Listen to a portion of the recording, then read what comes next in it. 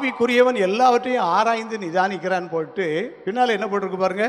ஆனாலும் மற்ற ஒருவனாலும் அவன் ஆராய்ந்து நிதானிக்க, நீ எல்லாரையும் ஆராய்ந்து நிதானிச்சிடலாம், ஆனால் ஒன்னே யாரும் ஆராய்ந்து நிற்க முடியாது. நீ ஒரு காற்று. அல்லேலூயா. நீ ஒரு காற்று. காற்றுடைய கிரியைகளை பார்க்க முடியும். காற்றை யாரும் என்ன செய்ய முடியாது. அது எங்கே வீசுது, எப்படி போகுது, யாருக்குமே தெரியாது. ஏன்னு சொன்னால் ஒன்றை நான் ஒரு காற்றாக நடத்துவேன் அப்படிங்கிறாரு. இதுவரைக்கும் நடத்திக்கிட்டு இருக்கிறாரு. எத்தனையோ சத்துரு போராட்டம், எத்தனையோ மண்ணுடைய சூழ்ச்சிகள், எத்தனையோ விரோதங்கள், பல சூழ்நிலைகள் வந்தாலும் ஒன்றும் சேதப்படுத்தாதபடிக்கு ஆண்டவர் வழி நடத்திட்டு இருக்கிறார். காரணம் என்னன்னு சொன்னால் ஆண்டுடைய வசனம். நீ ஆவிக்குரியவன், நீ உலகத்துக்குரியவன் அல்ல, நீ பதவிகளுக்கு போட்டி போடுறவன் அல்ல, நீ உலக காரியங்களுக்காக ஓடுறவன் அல்ல, நீ தேவனுடைய ஆவியை பெற்றுக்கொள். இன்றைக்கு ஒவ்வொரு நாளும் அதிகாலையில் பல மணி நேரம் முழங்கால் போட்டு கைகளை உயர்த்தி வீட்டில் தனிச்சு உட்கார்ந்து ஜெபம் பண்ணிக்கிட்டு இருக்கிறேன். என்ன சொல்லி ஜெபிக்கிறேன்? ஆண்டவரே, எங்கே போனாலும் உம்முடைய ஆவியை ஜனங்களுக்கு ஊற்றும். நான் எங்கே வந்தாலும் உம்முடைய ஆவியோடு போக எனக்கு உதவி செய்யும். பரிசுத்த ஆவியானவர் ஏவரபடி செய்ய எனக்கு உதவி செய்யும். பரிசுத்த ஆவியார் நடத்துகிறபடி நடக்க எனக்கு பலன் தாரும்.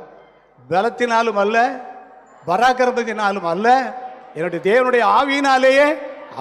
ஆவியை வாங்கிக்க, ஆவியை பெற்றுக்கொள்ளுங்கள், வரத்தை பெற்றுக்கொள்ளுங்கள், கனிகளை பெற்றுக்கொள்ளுங்கள் சொல்லி ஆண்டவர்கிட்ட கேட்டுக்கிட்டு போராடிக்கிட்டு ஒரு ஆளை பார்த்தாலும் அந்த ஆளை ஒரு ஆவிக்குரிய ஆளாக மாறிக்கணும். ஆண்டவரை கைதட்டி ஆண்டவருக்கு நன்றி சொல்லுங்க. ஒரு நபரை பார்த்து பேசினாலும் அவங்ககிட்ட திருப்பி போய் பார்க்கும்போது அவங்களுடைய சிந்தனை எல்லாம் வேறுபட்டு இருக்கட்டும், அவருடைய எண்ணங்கள் எல்லாம் மாறி இருக்கட்டும், அவங்க வாழ்க்கையில் தலைகளான மாற்றங்கள் உண்டாகட்டும். ஆண்டவரே, காரணம் என்ன சந்திச்சீர்? அன்றைக்கு என்ன நீ தொடலைன்னா இன்றைக்கு நான் இதை பற்றி பேசக்கூடிய அவசியத்தில் எனக்கு என்ன செய்யாது கிடையாது.